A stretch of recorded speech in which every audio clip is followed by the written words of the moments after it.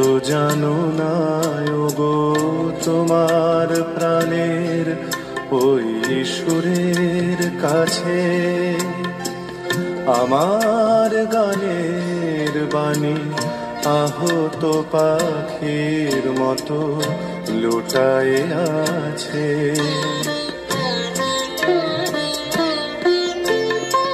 তবু এ মাধবী রাতে আমায় যে মালা তুমি পরালে, যে মাধুরী দিয়ে মোর শূন্য জীবন তুমি ভরালে,